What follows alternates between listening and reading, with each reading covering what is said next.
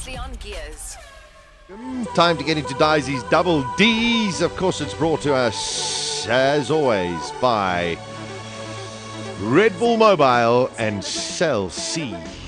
Today on my Disi's Double Ds, we are chatting to a man who was injured years ago and is now going to attempt to do something to raise awareness for people with disabilities. It's the inspirational Will Scott. And I must just add that Will is a big Balls listener, so it is lovely to be featuring him today. Hi, Will, welcome to Gears on Balls Visual Radio. How's it, Will? It's got to be able to hear us. Hi. Can you hear us, my man?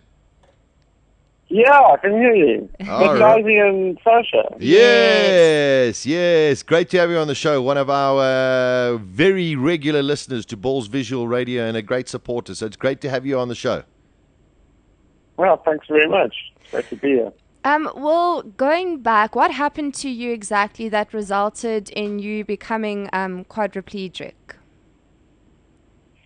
Disi, a month before my 17th birthday, and that's going back many, many moons, I had an accident on a trampoline while I was preparing to go represent South Africa at the World Championships in Germany.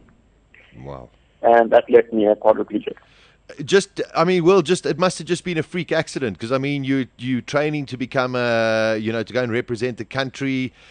And just bizarrely, unfortunately, these things do happen. Yeah, no, and unfortunately they do, Sasha. Obviously the apparatus that you're using is not this little black mat that you get at your local spur. If you've ever watched the Olympic Games, you'll see that these guys, and you're looking at this thing pushing you up the height of a 2 to 3 story building. So, yeah, you come short there and it's pretty much tickets. It must have been, you said it was just before you were 17. It must have been a huge shock. How did you take it initially and cope with it and deal with it?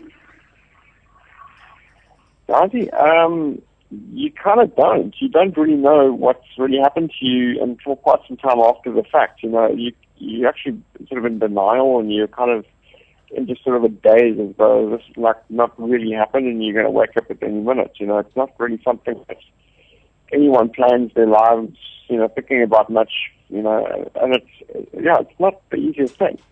But over time, you kind of make peace with it, and you then have to start planning. You got to figure out what you can and can't do, what your options are. It's a process. It's quite a process. Now, Will, it's been a few years that you've been in this position. It's a complete change of life. It's a complete. Your needs are completely different. Yet you still seem to have the energy of any other person that I know, which is quite remarkable. Well, thanks for that, Sasha. Look, I kind of live on this whole philosophy of, live when you're alive and, sleeping when you're dead. I have to point out that, I'm a little different than most people that I know in that regard. I know a lot of able-bodied people that kind of struggle to get out of bed in the morning. So, I just do my best to kind of just try and make the best of every day. Which I believe that anybody, whether you're able-bodied or not, should probably want to try and do. So now you are embarking on something which must be incredibly challenging. It was a bit of a laugh at first. I was given this opportunity by a family member just as a birthday gift. Yeah. And I kind of looked at it and I thought, well, what can I do with this? Because it's a bit surreal. I tried and done stuff like this before, but I was turned down at every corner. And it was a case of, well, it's such a risk, and we're not prepared to take that risk. So, sorry, but we can't help you. And then we came across these people that actually were prepared to do it and had done it, once or twice before. And I thought, well, hell, let's run with this. Let's go out there and make a statement. People look at guys that are disabled, girls for that matter, and, you're in a wheelchair, and that's pretty much what you see. You see a guy in a wheelchair, and you don't really give it much of a second thought after that. My whole sort of attitude to it all is guys that are confined to wheelchairs, that's just transportation. It doesn't dictate your life. It doesn't actually define you. You can go out there and do stuff. You can go out there and have a life. And this is the whole point I'm trying to get across. This is the whole kind of message that I want to give, is that even though you're confined to a wheelchair, even something as extreme as paragliding, if you want to do it, just go and do it. Okay. Okay, well, I didn't mention in my intro, Yes. but Will is going to paraglide, and they're hoping to do it on the 26th of October this year. You're trying to raise awareness to people with disabilities. Are you also trying to raise funds at the same time? And if so, how can people help? Well, one of the organisations I do work for is the Western Cape Association for Persons with Disabilities. They're a non-profit down here in the Western Cape. So, I thought to myself, well, look, we can do this thing and we can raise awareness, and if we can raise some money at the same time for them, they're a great charity to support. And with any other non-profit, they do struggle to get finances in. So I thought, well, let's try and make this about more than just me going off and doing the crazy thing of jumping off Table Mountain. Wow, that's awesome. Yeah. Wow. Now, there must be quite a lot of logistics and preparation for this, and a lot of other people who are prepared to sit there and first of all, sit there and say, okay, we can do this. So you must have a good team around you and some great support from, I assume, the Paragliding Association of Cape Town or one of the schools there or guys who organize these things. Well, you know what, Sasha? It's kind of been sort of strung together as we've gone along. We've gotten obviously APD on board, and they've got quite a good network of folks that they will approach with this whole thing and, get on board as far as media and as far as exposure goes. I was put in touch with a gentleman down here who was, quite high up as far as the whole paragliding in the Western Cape was concerned. And, we've got him on board. He was very, sort of curious and concerned that this is now, maybe not biting off more than you can chew, but he reckoned that it was doable. And as long as we had a few things, logistically in place, he was on board with it. So it was a case of, let's just do it. Let's just go out and let's just make this statement and do it. Well, when we're doing our car reviews, I have to attach a GoPro to my head for the, what's it called, Sash? For the gym section of our to see what happens to the boobs when we go over bumps. Are you planning to do the same thing? Because if you are, maybe we can chat to you afterwards and actually see how it all went down. Well, I would love to do that. At the moment, I actually don't have a GoPro, so I'd love it if someone could come up and sponsor one. Other than that, I'd probably have to go out and buy one, which is quite a costly effort. But I don't see this as being my last adventure, as it were. So it'd be worth it to actually go out and just get one of these things.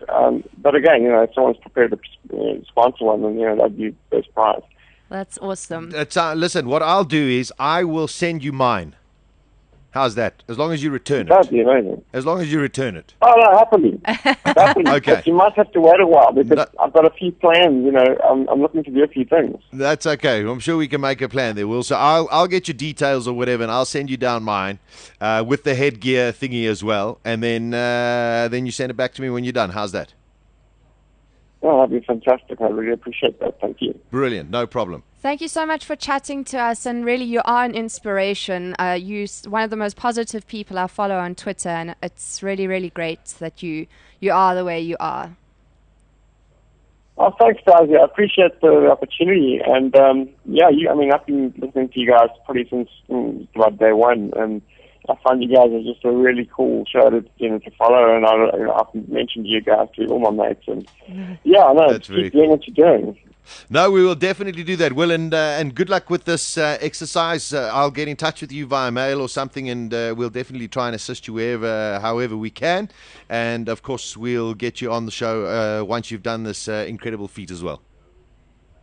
Oh, fantastic. Thank you very much. All right. Cheers, Will. Bye-bye. Bye. There we go. Will Scott. And you could follow him on Twitface as well. Yes. He's on on Twitter. It's at Guillum. Yes. Spell that for us. GUILLUM. There we go. Cool. We'll post up all of those details as well, and I'll send him my GoPro. Oh, that'll be awesome. Yeah. because that'll be amazing. I mean, you can video the whole thing Yeah. from his perspective. Yeah. That's going to be very, very cool. There we go. That's Disi's Double D's, of course, as always, brought to us. Compliments of Red Bull Mobile and Cell C. Here is the brand new Cell C advert, and Disi's in it. Okay, watch out. For like a second. Okay, bye.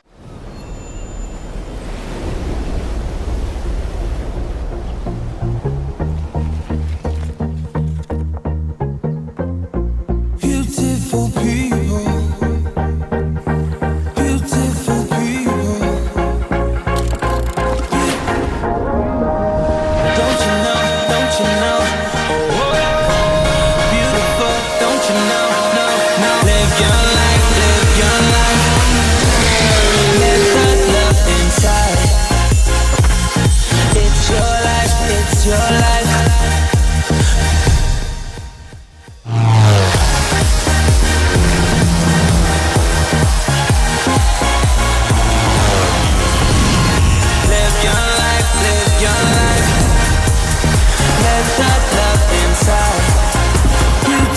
Believe. Cell C. The power is in your hands. Weekdays from 12 to 2 p.m. Central African Time. Beautiful, beautiful. Gears with Sasha Martinengo.